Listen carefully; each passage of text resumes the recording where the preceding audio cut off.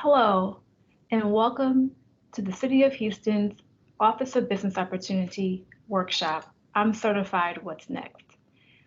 I am Dr. Portia Jackson, Business Development Manager with the Office of Business Opportunity, also known as OBO. And first of all, congratulations on being certified with the City of Houston. Today's workshop, we're going to go over what to do with your certification. We're going to look at the certification benefits, the stats of certified firms, major purchasing departments within the City of Houston, solicitations, contracts, awards, and appliances, and how to navigate to look for bidding opportunities. During this workshop, we will be joined by Ms. Karen Franklin of the City of Houston's Housing and Community Development Department, as well as Gabe Spears Madison of the U.S. Small Business Administration Houston District Office. So now that you're certified, what is next? So this is the map we're going to use throughout this process to help guide you to understand how do you get city contracts. And we'll break each of these areas down so that you know. But this is our map to city contracts. Just to give you a quick background, OBO is committed to cultivating a competitive and diverse economic environment in the City of Houston. We help to promote success of small businesses and help to develop Houston's workforce for historically underutilized businesses and disenfranchised individuals. Our key objective is to educate, connect, and grow. There are four major facets of our office: our Solutions Center, which is a resource center for any questions you may have in getting permits, starting your business, and also growing your business. Our Business Development Programming arm as an arm of the External Affairs Department.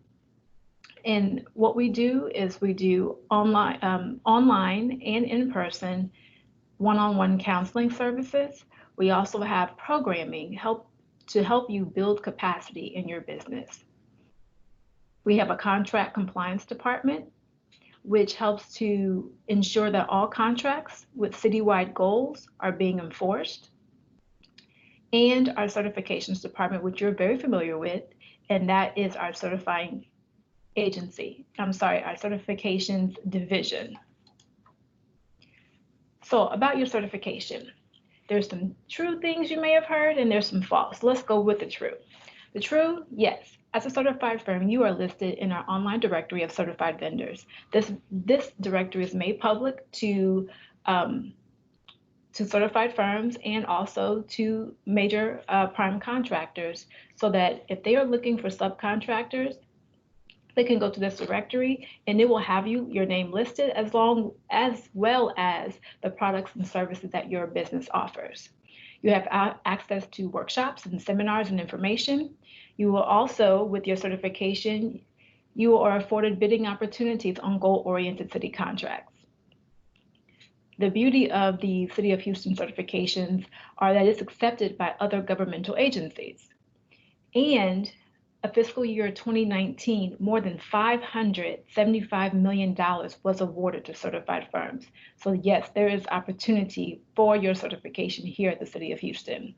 Now, some of the things that you may have heard that are not true are this: you must be certified to bid on contracts. That is not true. As long as you're a registered vendor with the City of Houston, you can bid on contracts, whether you are certified or not. You are guaranteed a contract when you become certified. There are no guaranteed contracts or set-asides for any firms, whether you are certified or not. And all city contracts have goals. That is not true. Not all city contracts have goals, and we'll touch on this a little bit later in the presentation. So when we mention citywide goals, for instance, for construction, if a contract is $1 million or more, it will have a 34% goal on it, which means 34% of that $1 million must be contracted out to an MW or SBE firm. So when we talk about certification, remember that our office does certifications for minority business enterprise, women, small, persons with disabilities, airport concessions, and disadvantaged business enterprises. The citywide goals are based on construction, goods and services at 11%, professional services 24%, and persons with disabilities at 1%. Keep in mind these citywide goals are the standard. They could change based on the contract. It's not always 34, 11, and 24 and 1. It could change, but this is the common percentage of the contract on the goals. And as we talked about just a little while ago, not all contracts have goals on them. Only for a certain amount will they have a goal on them. And also, there are certain contracts, depending on the service or what the contract is for, the goal percentage may be less or there may not be a goal. Regardless of the contract, if it does have the citywide goal on it, the prime contractor, meaning the contractor, the business that has won the contract, has to provide good faith efforts to show that they have contacted and tried to find a subcontractor meeting to meet their MWSBE goal. So when we talk about the advantages of the certification, these are just a few of the governmental agencies that accept our certification. So when you get certified with the City of Houston, it helps you with City of Houston contracts, but also other contracts offered by these governmental agencies. So here's our map. Let's go to the first map, the first point on the map, which is research. To get city contracts, you must know your competitors, dollars awarded, and details of certified awards. So here's a great chart. And this is from fiscal year 2020, the first half, from July 1 to December 31st of 2019. We're still in fiscal year 2020. So you'll see here, these are the firms that have been certified by industry. This chart is really good, so you can this can help identify who are your competitors. So if you're in architecture, you see here there's 281 firms, certified firms in this industry. Out of that 281, 89 have been used for city contracts, which is a percentage of 31.7% in the amount of $79 million. The average amount that the certified firm was awarded was $890,000. And then you can look at the rest of the contract. We'll go back here. You can look at the rest of this chart and see and identify your particular industry and just know kind of where you fall within this and the opportunities that are available in your industry. You must know that with the City of Houston, there is ample opportunity for most industries, some more than others, depending on the contracts and the work that needs to be done. But just know there is opportunity. As far as citywide dollars, this chart will show you, and it breaks it down in those three categories that we discussed earlier when we talked about the percentages of the citywide goals: construction, professional services, and goods and services. It lets you know here the amount of awards that were awarded for non-certified firms, for certified firms, the total, and the percentages. And then you have down here contracts that were exempt from the goals, that information. So right now, what you can see as the first half of fiscal year 2020, over $487 million were awarded to certified firms. Now remember, fiscal year 2019, it was $575 million. That's for the whole fiscal year. So right now, we're looking pretty good at $487 million for only half of fiscal year 2020. And this chart shows you a historical breakdown of what we just saw from 2017, 2018, and fiscal year 2019.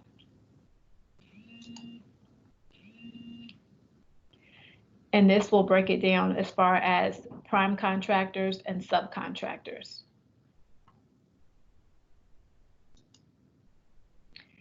So remember, when you're doing city contract, all of you should have received your vendor number. If you have not received your vendor number, you must be a registered vendor with the City of Houston in order to do any business with the city. If you have not done that, please go to this website, purchasing.houstontx.gov, and you'll see it under supplier registration, and go ahead and register for that. And later on at the end of this workshop, I'll show you how to go to that website, and we'll point that out. So next is target marketing. You need to know where else is your certification accepted and which departments buy your product and service. This is an excellent chart to look at, and you need to take a picture of it, make sure you do. This will break down the purchasing departments here at the City of Houston, and it breaks down as far as how much they've ordered. So look at this. So if we take, well, let's just take this one, Fleet Management Department. You see that for non-certified firms, 237 have accounted for over $11 million in contracts. 22 out of the certified firms have done work with the Fleet Management Department at over $2.5 million. And it comes down here to the equal part. So that means 259 firms have done work with the Fleet Management Department for a total of over $13 million. And you can see here the major purchasing departments of the City of Houston. And this chart is really helpful so that you can look and see which departments you need to target that may use your services. So when we talk about the major purchasing departments, general services is one. So this department, if you have construction services for projects related to construction and remodeling of city buildings, this is a department that you definitely want to network with. They do design projects, A&E services and construction, registered surveying services, acquisition of real property, and purchase of natural gas, electricity, heated and chilled water, and related utilities. Public Works and Engineering is another major department that has contracts out. And you see here, they do maintenance and operation for cities' water, sewer, and drainage utility systems, design, construction, repair, and maintenance of streets, bridges, structures, and capital projects of all natures, A&E services, registered surveyor services, and acquisition of real property for capital projects. Our Houston Airport System is another major purchasing department. They do construction services, aviation facilities, expansion of airports, lease agreements, concession contracts when we talked about our certification for airport concessions.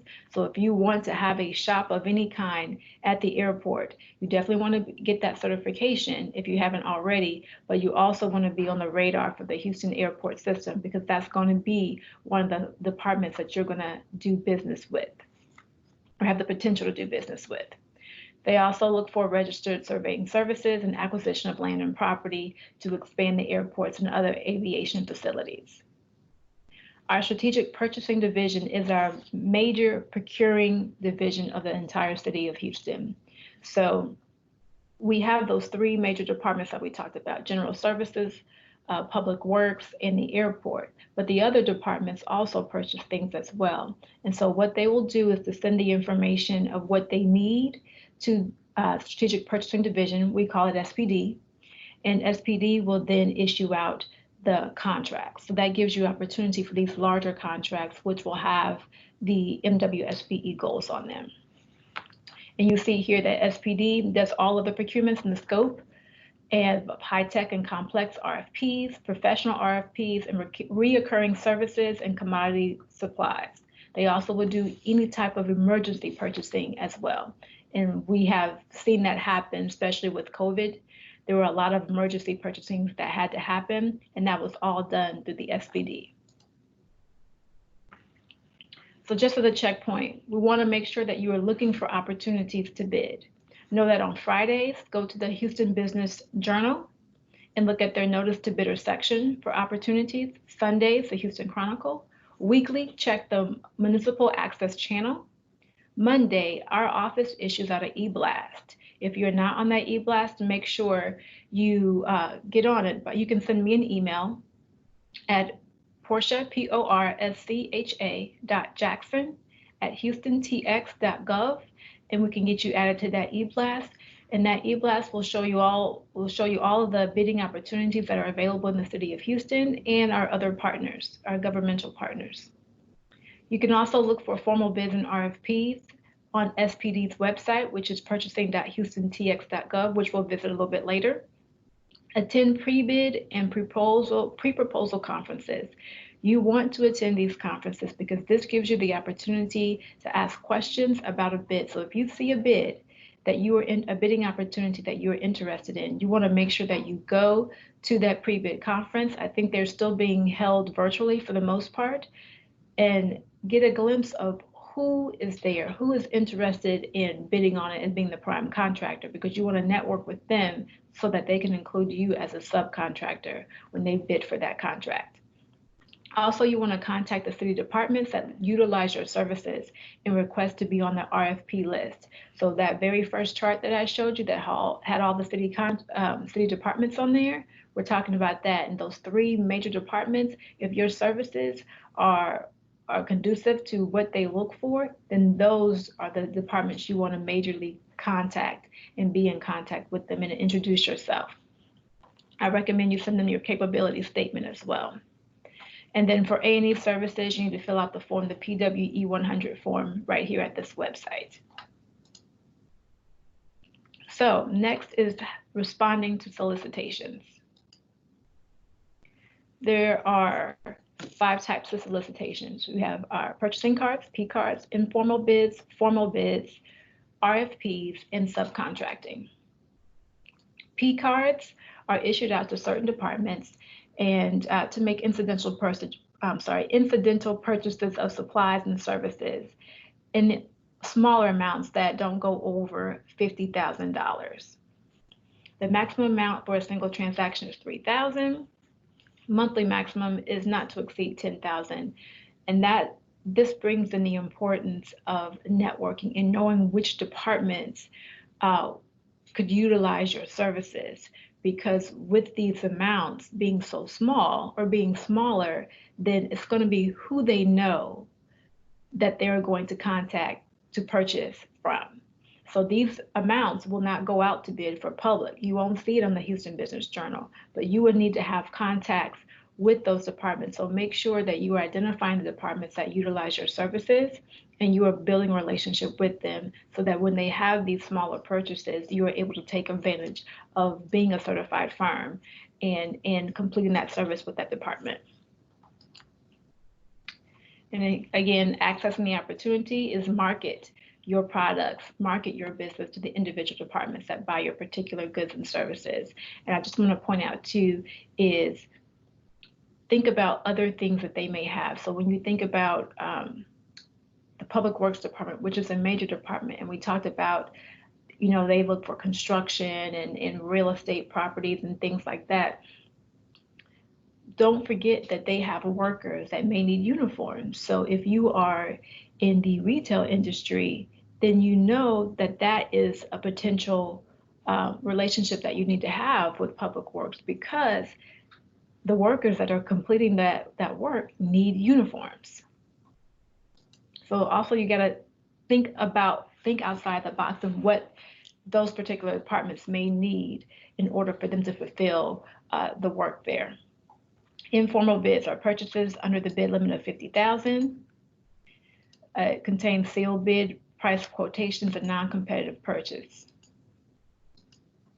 And I want to draw special attention here to number 2, price quotations. The city must contact at least 2 hub firms on a rotating basis. Previously, it was 3 firms, and it was not hub, but this is a fairly new process here. So just make sure you know with the price quotations, the city must contact at least 2 hub firms on a rotating basis. Again, how to access this opportunity is to market to the individual departments that will buy your goods and services. Next type of solicitation is formal bids. It's an invitation to bid over $50,000. So these vendors, you have to submit bids based on the terms and specifications. Most are awarded on the lowest price, responsive, and responsible bid. And subcontracting opportunities for formal bids are over $100,000. How to access this opportunity? Look for the bid advertisements on the City of Houston's website, the Chronicle, and Houston Business Journal. Attend those pre-bid conferences that I mentioned earlier, and again, market your company to prospective bidders. Request for proposal, RFP. They're looking to see the vendors that have expertise, experience, and approach to meet the department's needs.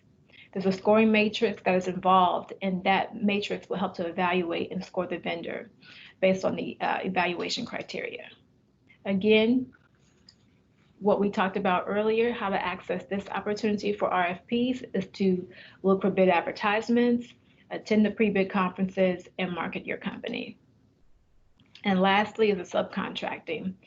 And we went over this earlier, pertains to contracting performed on a portion of a larger contract. As a certified firm, that's where your certification comes into play, is on the subcontracting factor. So what you also want to do, in addition to marketing your business to the City of Houston departments, you also want to get to know who are the key players, the major businesses that are getting the prime contractor status, so that you can network with them, because you want to be included as a subcontractor when they get these contracts. And again, for subcontracting, you're still going to look for those bids. You're going to attend the pre-bid conference, and you're going to market your company to not only the City of Houston departments, but also prime contractors. So, submitting a bid or proposal, before you submit, make sure you read everything and make certain that your goods or services meet the city's specifications. Sign and submit on time. If it's due at 2 p.m., do not submit at 2:01, otherwise it will be rejected. But always remember, keep trying. If you're unsuccessful one time, just keep trying. Everyone may not get it on the first try, but as long as you keep trying, then you'll be able to get that bid. So, and I also want to point out too, when you're looking for bids, and maybe you have never done a bid before, PTAC, the Procurement Technical Assistance Center, is here to help you. And I can provide their information to you, and they can sit down with you and go over how do you actually bid for a contract and what does that look like, because that's important to know. So after you've done your research, you've done your target marketing, you responded to solicitations, it's time to win a contract. And so contracts are awarded when the city secretary receives, opens, and reads the formal bid responses. A city purchasing agent will determine if a contractor is responsible and the prices are reasonable. And if 2 or more bids are equal in all aspects, contracts will be awarded in the following order of priority. If it's a City of Houston or a local business, if it's a state of Texas business, and then all business entities. So make sure that when you did your certification, I hope you signed up for Hire Houston First, so that we know that your business is a City of Houston or a local business, because you do get priority in all respects of the bid being equal. Next, you want to successfully perform on a contract and get paid. Whether you're the prime contractor or the subcontractor, you always want to make sure that you perform your best, because you want continued work, and it's your brand that's at stake. So our contract compliance department, which I mentioned earlier, they monitor all city projects and contracts according to those contracts that have a goal on it. They're looking to make sure that equal employment opportunity compliance is being done, prevailing wages, and they also will conduct on-site visits and interviews for construction projects.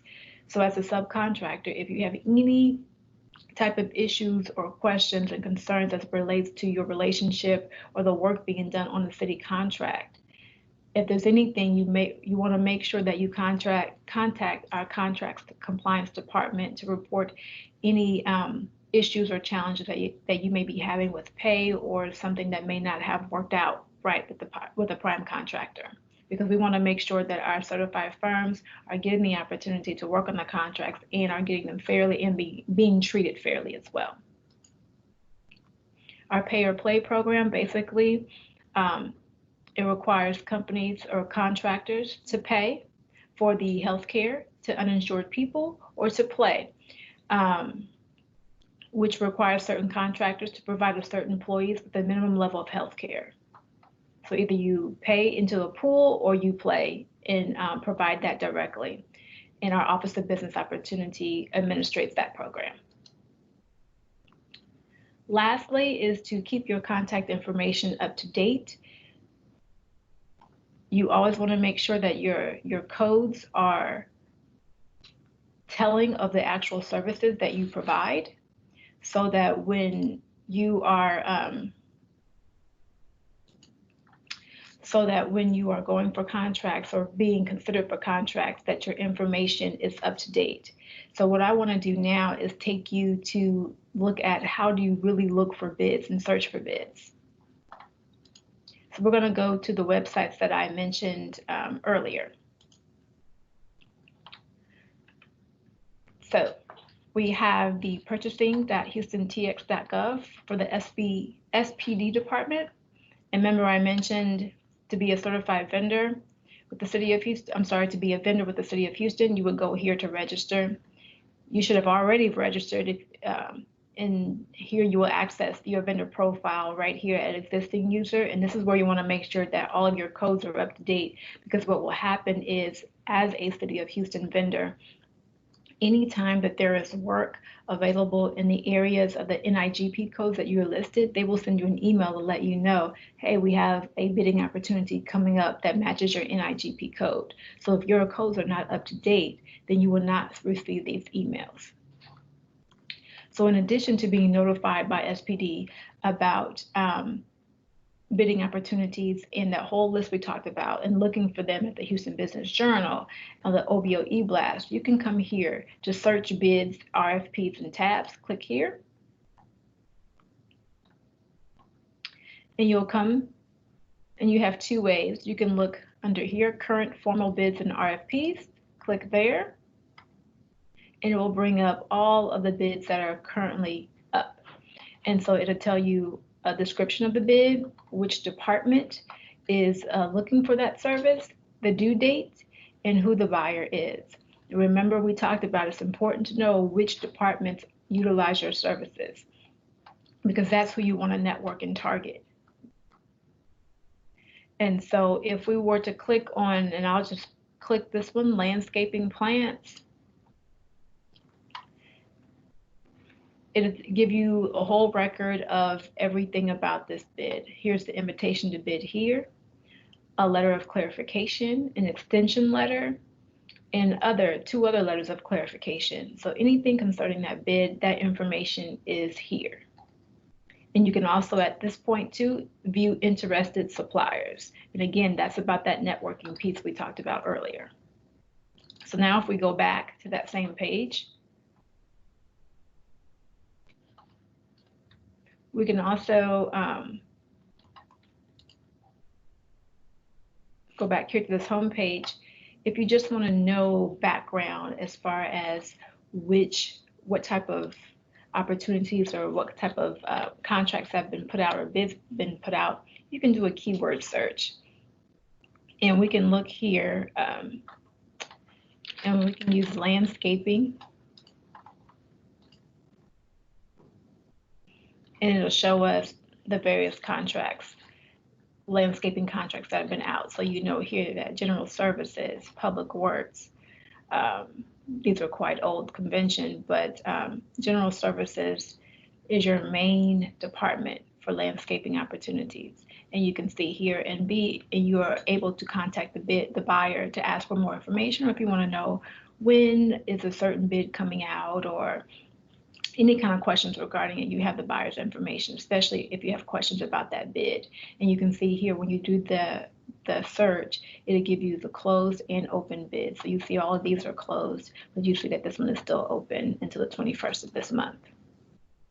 And so then another way to look for bids, or just to be familiar with the bidding opportunities, is to come to houston.nwdbe.com, come down to contracts database,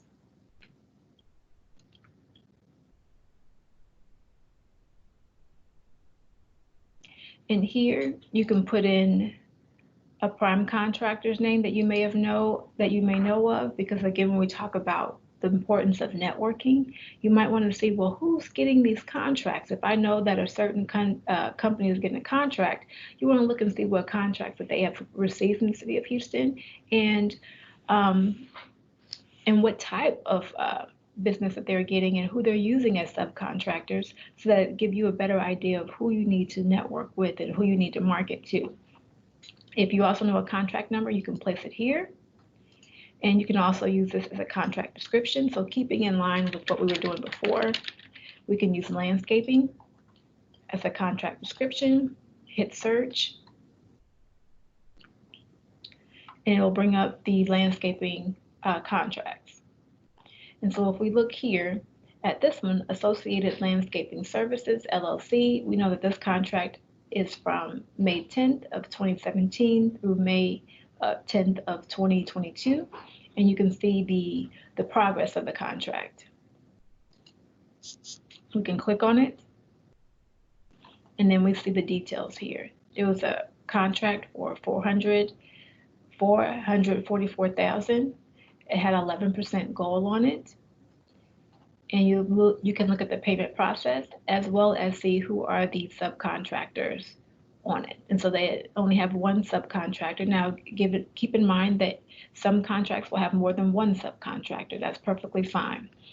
And then you see how much they have been paid and what's left. So the contract is for 11%, which is $48,000. You can see that they've already been paid $18,000, and they're at 9.4%. So they still have some more work to do on this contract, and plus they have a couple more years left.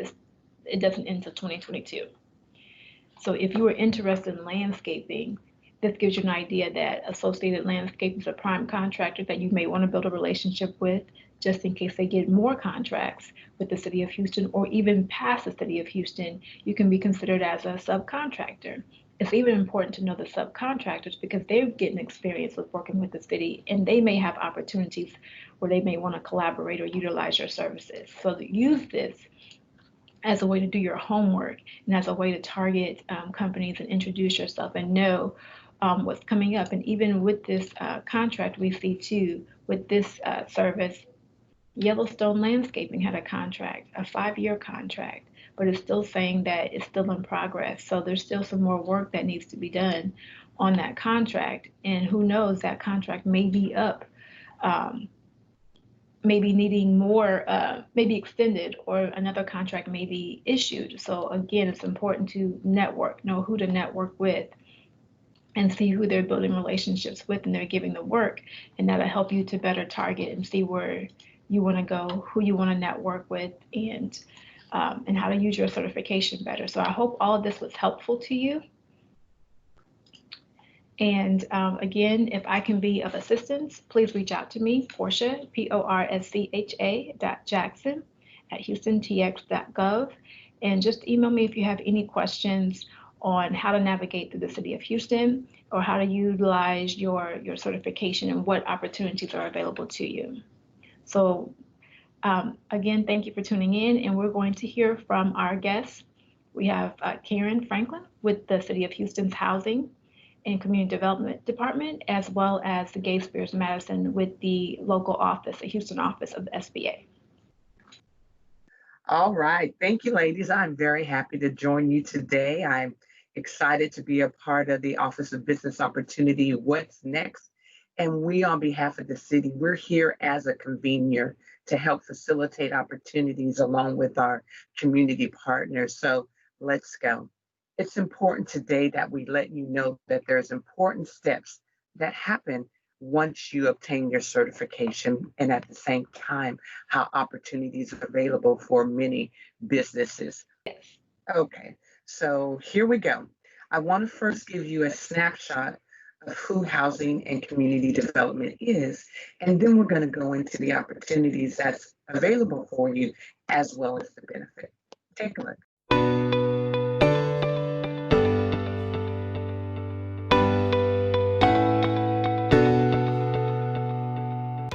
A lot of people are wondering, what exactly is the job of the Housing and Community Development Department? As one of the fastest growing cities in the United States, Houston is adding people and opportunities every day, but we need to make sure that we're growing together. Our department works to create housing opportunities that people can afford in the communities that matter to them. For a lot of our downtown workforce, we're working on keeping affordability close by, with multifamily developments like the new Hardy Yards apartment homes. For communities that have spent generations here, we're stopping families from having to leave because of rising housing prices. We're building new homes in Houston's complete communities and repairing homes that have been damaged by wear and weather. We want our residents to have a safe place to live and gather their families. But community isn't just about the roof over your head. We also sponsor hospital branches, community centers, libraries, and more. We support the great work of organizations like Avenue CDC and Coalition for the Homeless, which are giving our residents the services that will improve their lives. We envision a Houston where everyone has a safe, affordable home in a community where they can thrive. For more information, please call us at 832-394-6200 or chat with us on your favorite online platform.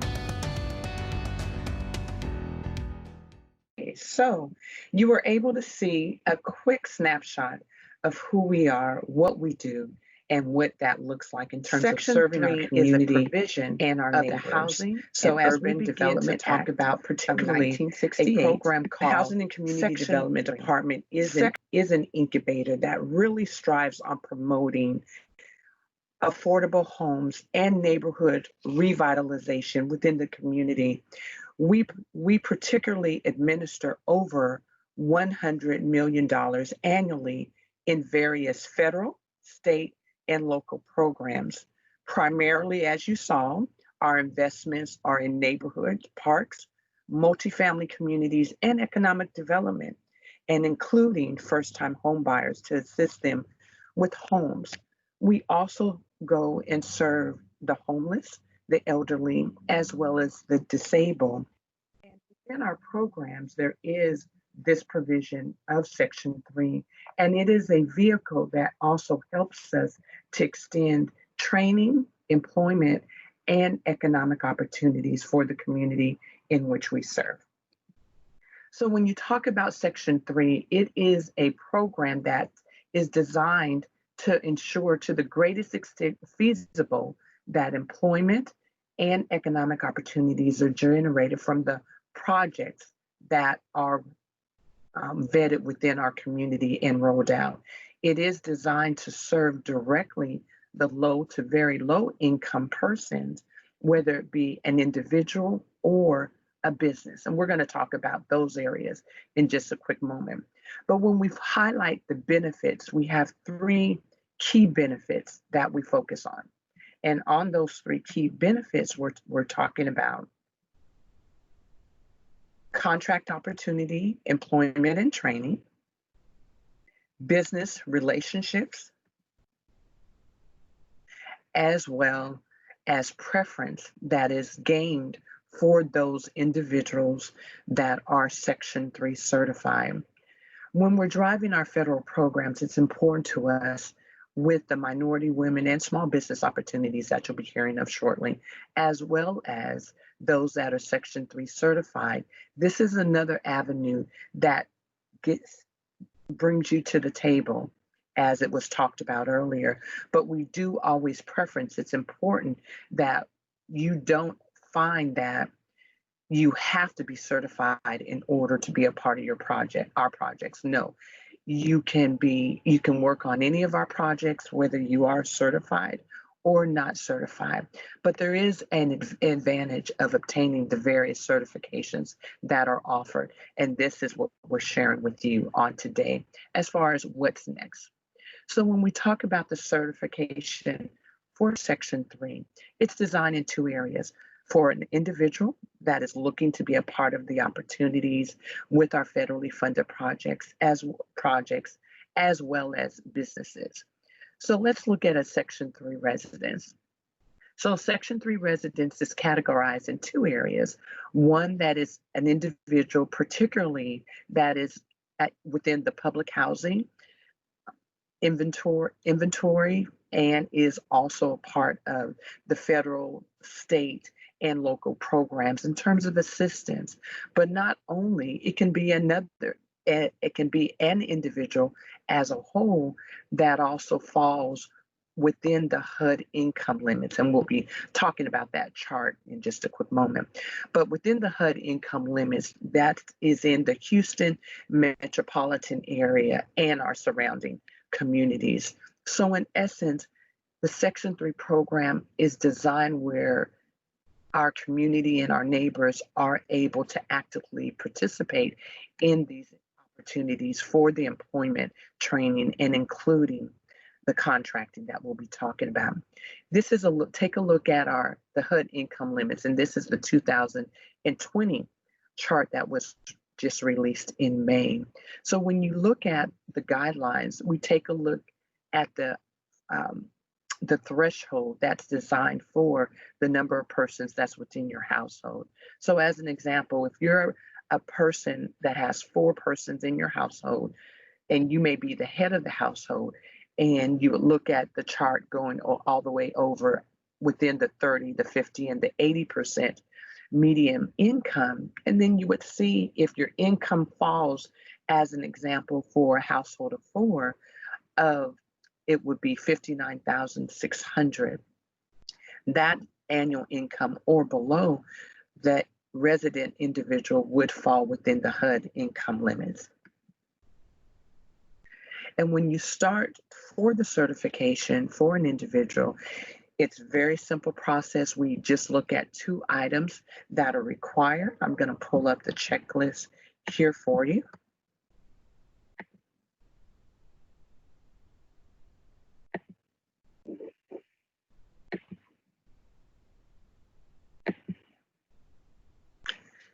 So we take a look at 2 pieces of information that we'll be looking for.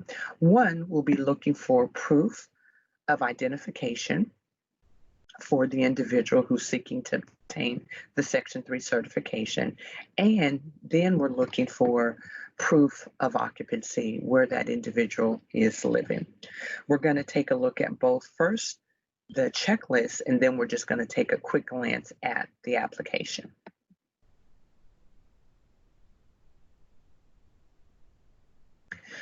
So of the checklist, I'm hoping the checklist is before you on the screen.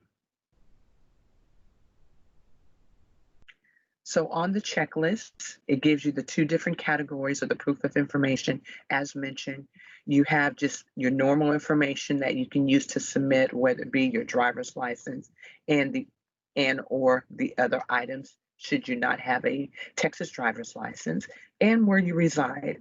And we look at that in various ways and being able to capture the information.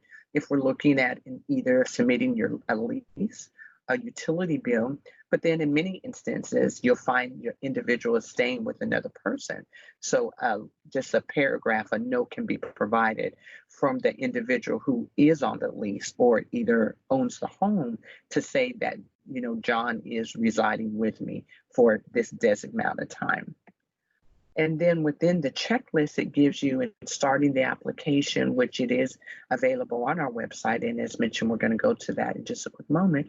You would make the selection of one of the 4 categories, which one will apply for you in completing the certification as a Section 3 resident. And with completing it, and we have the frequently asked questions below for any clarifications. And in completing the application for residents and or business, it takes a period of 7 to 14 business days.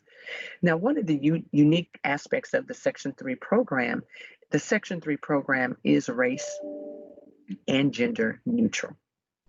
So we're going to go ahead and close the application here, and then close the checklist and go right to the fillable application, which is just slightly above the checklist that you just saw.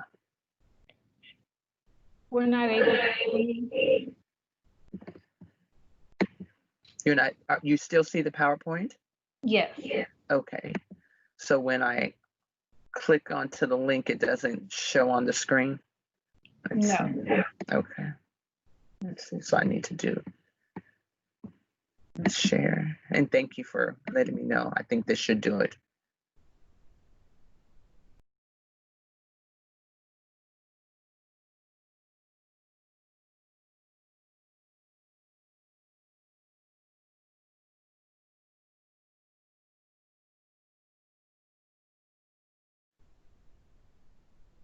The website now should be displaying, Portia?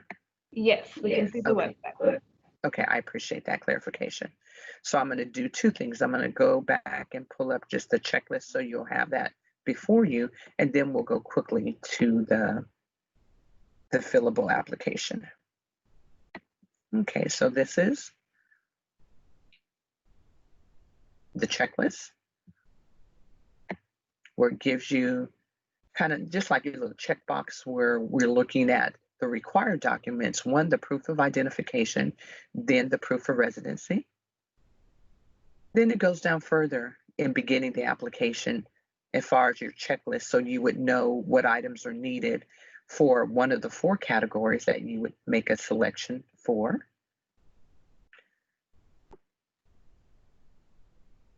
And then we're going to go to the, okay, I can just go back.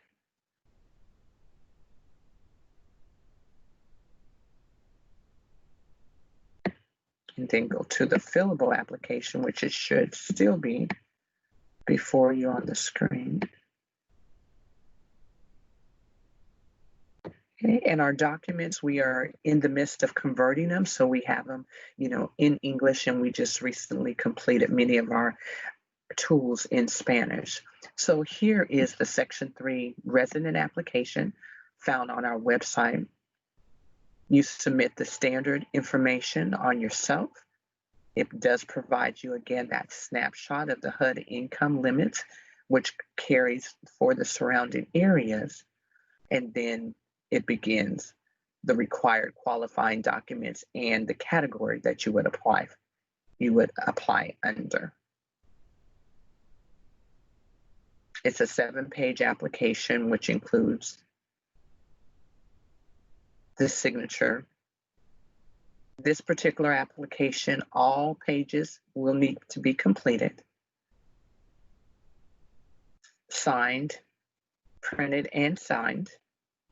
Then we also included just some demographical information so we can learn more about you as the applicant and see areas of interest and what you're seeking to obtain. As an example, as you're seeing, we asked about your academics and into your current employment, and if you're interested in advancing more within your academic area and or wanting to change your status, in terms of with your employment.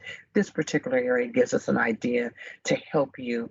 And then we do have a champion scorecard for our residents that allows us to work with them, coach them in areas of development in building a new level for them of self-sufficiency.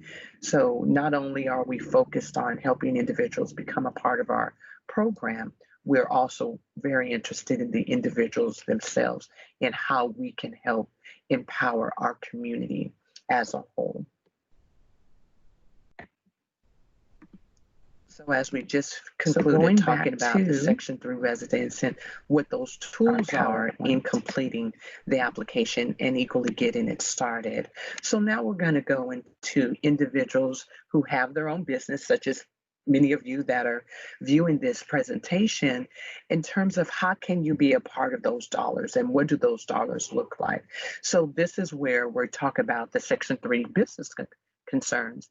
Now, typically, as many certifications, there are those qualifying categories. And for Section 3, there are 3 qualifying categories for you. First, it shows you the 3 that's listed, but predominantly 51% of the ownership is held by an individual that is Section 3 certified as a resident or can become Section 3 residents. And we just went over what those criteria are. Very seamless process in a very short period of time. But should you not fall within the HUD income limits as a business owner, there is the option of Category 2, where 30% of the business, 30% of the full-time employees, meaning that the W-2 employees, are eligible to be a Section 3 resident if they're not already. And that process would be the same. So if Category 2 is the option for getting into the pipeline with your business, you would quickly identify if you have 3 employees, we would certify 1 and go through that process, and they would submit their supportive documentation, and then the company with your other supporting documentation would be able to complete your Section 3 certification under this particular category.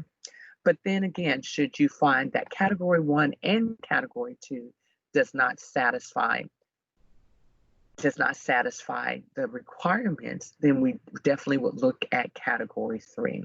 Now, Category 3 is 2 parts. One saying that you as a business owner has and can provide evidence of a commitment that you made to a subcontractor or a vendor, even a supplier, of 25% of a prior contract that you have been awarded. You would provide that evidence, whether it be a purchase order or a contract agreement. And part 2 would be that you would further make a commitment for 25% of future contracts would be that you would make to award to another company. In essence, you would take on the position for Category 3 to pay it forward. So in certifying for the Section 3 program, these are our 3 eligible categories, and we would work with you in helping that to be realized. We do have the checklist, which is available on our website, which we were viewing the website a little bit earlier, and we would help you to walk through that process. Now, the benefit of the certification, we encourage you in using the checklist, make sure you have the majority, if not all of the information on the checklist readily available to load up. So then you would not have a long delay process in loading up that information, within the application. We're very excited. On last October, we were able to take our paper process and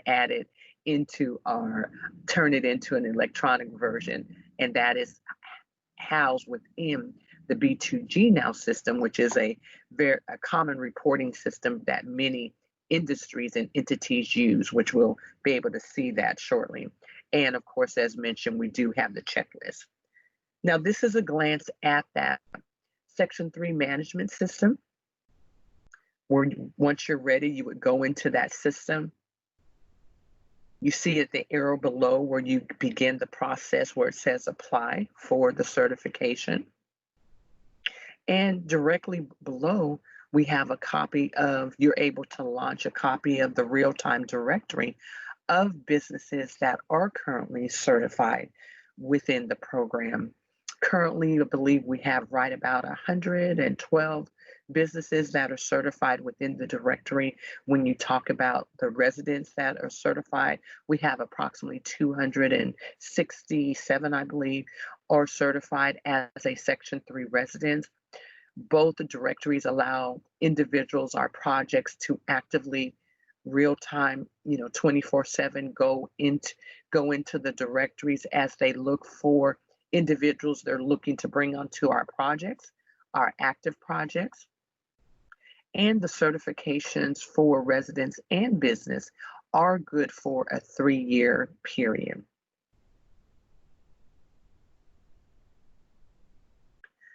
So within the Section 3 certification, there are many opportunities. We recognize that this is in a construction environment, but it does extend beyond just construction. So we have our hard cost services, our scope of services from end to end that the Section 3 does apply for any projects. But at the same time, there are also those soft costs that we're looking at in terms of administrative, accounting, payroll. You see those options that are before you, but it expands even further from there, where there's opportunities in terms of photography, marketing, including catering and other areas that many of our projects are often seeking within the program that we offer. So within the services, I just wanted to highlight, these are some of the opportunities that these benefits, these different scope of services are offered, and they're administered under our single family, multifamily projects, public and private facilities, public services, and we too have, mind you, we too have our procurement purchasing areas that also have opportunities where the Section 3 program may benefit, may apply. The most important thing is we want to make sure you know that you can add another program that's a federal program into your tool belt. Be a part of these federal opportunities along with your minority women and small business. This does give your company the opportunity to scale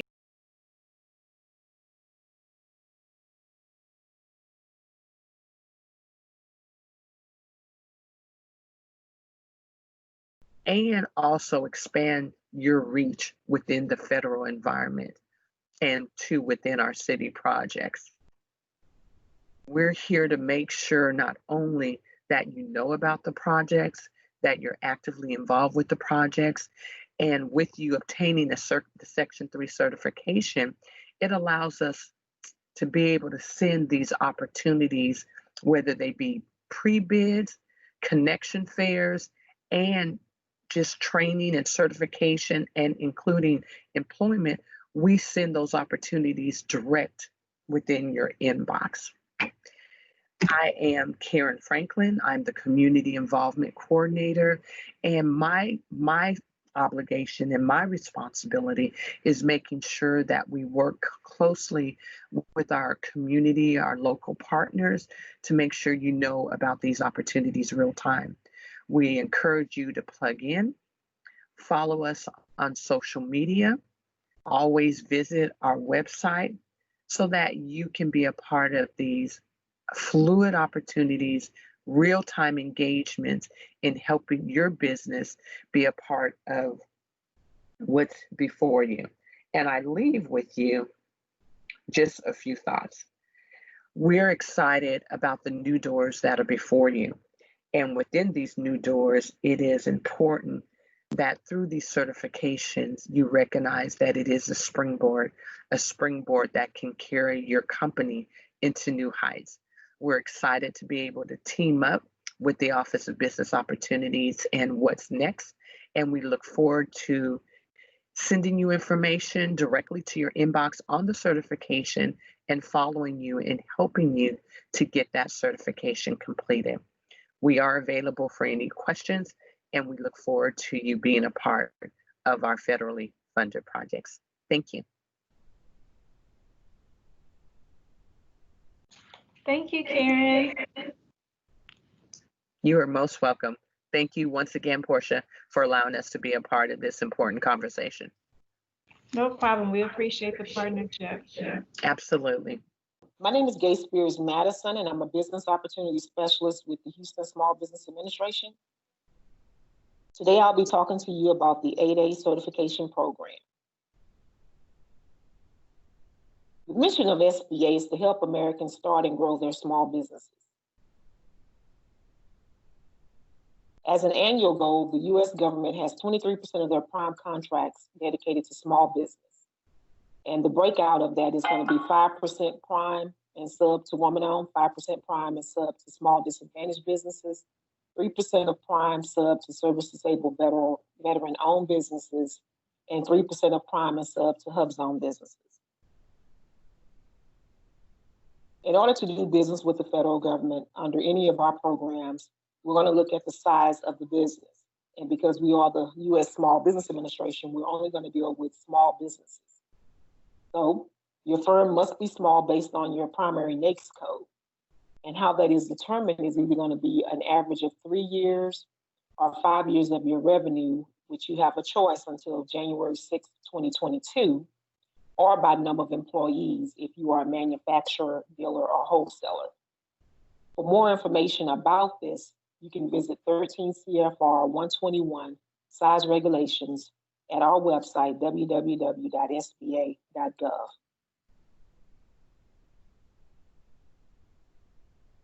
The programs that we deal with are going to be small business, small disadvantaged business, 8A, historically underutilized business zones, hub zone small businesses, veteran-owned small businesses, service-disabled veteran-owned small businesses, woman-owned small businesses, and economically disadvantaged woman-owned small businesses. The FAR states that it is the policy of the government to provide the maximum opportunities to small businesses in the various socio-economic categories that I just listed. And that can be done through competitive set-asides and sole source awards. For more information about that, please visit FAR Part 19. So the SBA is in charge of the 8A Business Development Program, Hub Zone, historically underutilized business zone program, and our woman-owned small business, economically disadvantaged woman-owned small business program. But today, I'm going to specifically be talking to you about the 8A Business Development Program. One of the main questions we get is, do I have to be certified in order to do business with the federal government? The answer is going to be no, unless you are participating in one of those programs that we talked about. 8A, woman-owned, service-disabled vet, economically disadvantaged woman-owned small business. You can self-certify as a small business, as a small disadvantaged business, and as a woman-owned small business. The woman-owned small business certification program will go live on October 15th, where you will no longer be able to self-certify, but you can still do self-certification as a small business, as long as you're small in the NAICS code, your primary NAICS code, and as a small disadvantaged business, as long as your net worth doesn't exceed $750,000. So the first thing you need to know is when you're marketing your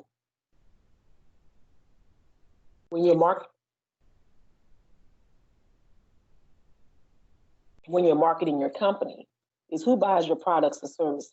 How do they buy? When do they buy? And who is the small business specialist associated with the agency that you're trying to do business with? You need to know the rules of the Federal Acquisition Regulations, which specifies the contract requirements and specifications. FAR 51 Parts 2, 5, 10, 16, and 19 are going to be the most important ones as a small business that you should be familiar with. FAR Part 2 talks about the definition, words, and terms. Part 5 talks about publicizing contract actions, how those actions are actually publicized. Part 10 is the market research that the agencies do to determine what type of set-asides they're going to do. Part 16 deals with the types of contracts, and Part 19 talks about all the small business programs.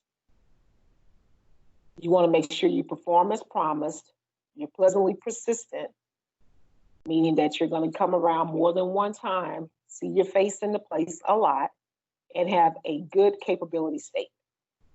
That capability statement should explain your strengths, experiences, and management capabilities. Talk about your past performance, any awards.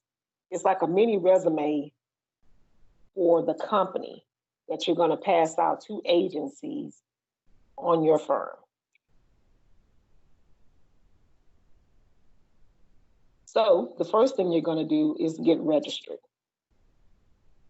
System for Award Management, which is our SAM database, is where you're going to put all of your information. Anybody who wants to do business with the federal government, whether or not you are small, you have to be registered in the SAM database.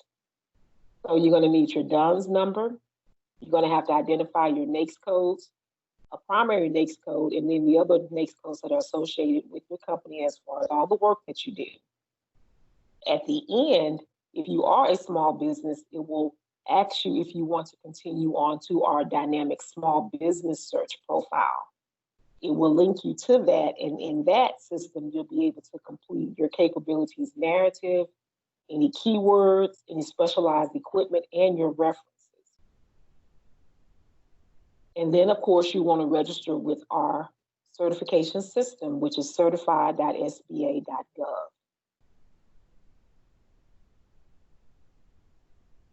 To identify contracting opportunities, we have recently moved the Federal Business Opportunities website under SAM, and it's at beta.sam.gov. And you're going to click on contract opportunities. For market research, you could do Federal Procurement Data Systems, which is www.fpds.gov. Okay, so let's get into the 8A BD program. The purpose of the program is to promote business development of small business concerns that are owned and controlled by these socially and economically disadvantaged individuals. It's to promote competitiveness and also to expand the procurement program of the United States to all small businesses. There is a 9-year term of participation. In your first 4 years, you're in what we call the developmental stage. Your last 5 years is going to be in the transitional stage.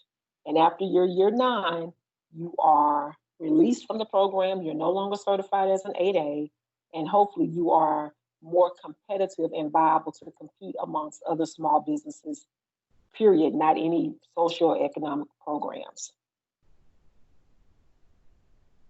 So eligibility criteria.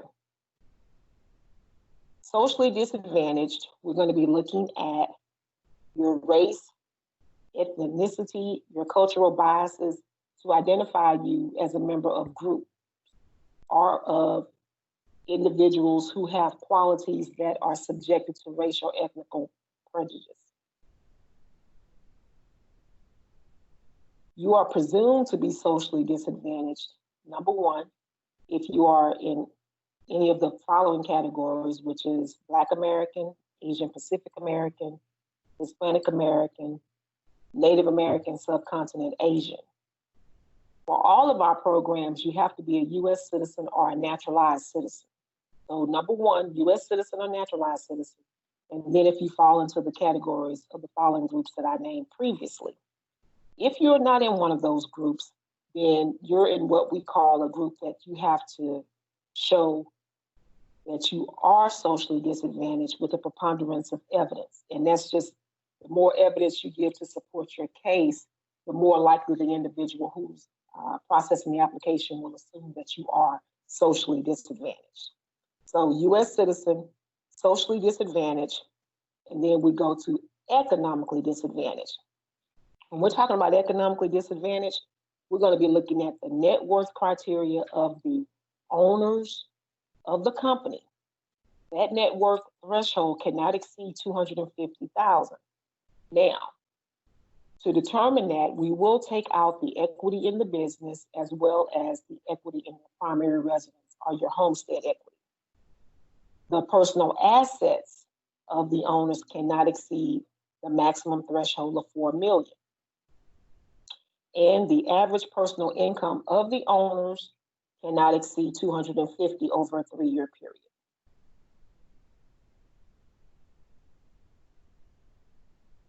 You also have to have good character. Here are some examples of what shows lack of good character, which is any adverse information regarding possible criminal conduct, if you violated any of our SBA regulations, you are currently debarred or suspended, the firm or individuals, lack of business integrity shown by an indictment, guilty plea, or civil judgment. If the principal owners are incarcerated or on parole or probation, submitting false information, and failure to pay your obligations to the federal government. Examples of that would be the tax for your personal or for your company. A potential for success, the agency is always looking for those companies that have a potential for success. What we like to see is 2 years of operations of your company verified through business tax returns, wanting to see that you already have financial capabilities, you have lines of credit, sufficient capital, you can perform on a contract, you have the startup cash flow to get the contract started, you have your bonding capacity in line. So you're already going to have bonding and your debts are manageable. And then we also look at the resumes of the individuals who are owning the company and make sure that you have the proper licenses, I will say, for your company. And then the prior experience. So if you've done contracts, whether or not they're for the federal government, state, or local level, all that information is taken into consideration with your application. There is a waiver of the 2-year rule where you provide the information and then you give a write-up in reference to your technical expertise to carry out, which you put into your business plan. You have a successful record of performing on government contracts and non-governmental contracts, and that you have, again, the cash flow, personnel, facilities, and equipment to start up a contract. So depending on what your structure is, you want to have at least 51% ownership, has to be by the disadvantaged person or persons. So if your partnership is normally 50-50, either both owners will apply or one of the owners will transfer 1% to the other owner. If you're a limited liability company, the disadvantaged individual must own at least 51% of the class of member interest. And then for corporations, 51% of each class of voting stock and at least 51% of all outstanding stock. The person, which is also the disadvantaged owner or individual of the company, they're owning the 51%. They must control and manage the company by either holding the position of president, CEO, managing partner, or LLC managing member, be the highest compensated individual, have the ability to hire and fire, sets the policies for the company, commits the company to the contracts, and controls the budget and financial disbursements. That's going to be dealing with the signature card. And of course, there is no outside employment. This program, you have to be 100% dedicated to it. The owners cannot have outside employment. Again, ineligible businesses will be brokers because they take no value of the items. They're just a pass-through. The board are suspended persons, nonprofit organizations, franchises may be allowed, but we would have to review the franchise agreement. And one of the caveats for this particular program, the 8A program, is that the owners can only apply and participate once, and the company can only come in once. So once you've used your status, it doesn't matter, you're considered non-disadvantaged after that, the company and the owner. Some of the benefits of the program will be the set-aside portion for sole source, which is $4 million. For goods and services and manufacturing, is going to be up to $6.5 million. You can take advantage of the mentor protege program that's for 8A participants, as well as the joint venture program. We also provide 7J training to the 8A contractors when they're in the program. And of course, subcontracting opportunities with other large primes. And then there is a surplus property that the state of Texas has that the 8A participants can buy those goods at a nominal rate as long as they're in the 8A program. So to submit your application, you're going to need to be registered at certified.sba.gov. You're going to create an account. Once you create that account, the application is more in line with the questionnaire. And so as you answer the questions, you will be uploading forms in reference to the answers and the questions that you're answering at that point. You will need your tax returns, financial statements. The SBA has resource partners. PTAC can actually help you with your 8A application, but our other resource partners are our SCORE volunteers, the Small Business Development Center, and the Women's Business Center. Again, we are located at 8701 South Gessner Drive, Suite 1200. My name is Gay Spears Madison, again, Business Opportunity Specialist. My contact information is 713-773-6533, and my email address is gay.spears-madison@sba.gov. Thank you very much. All right, thank you. Thank you.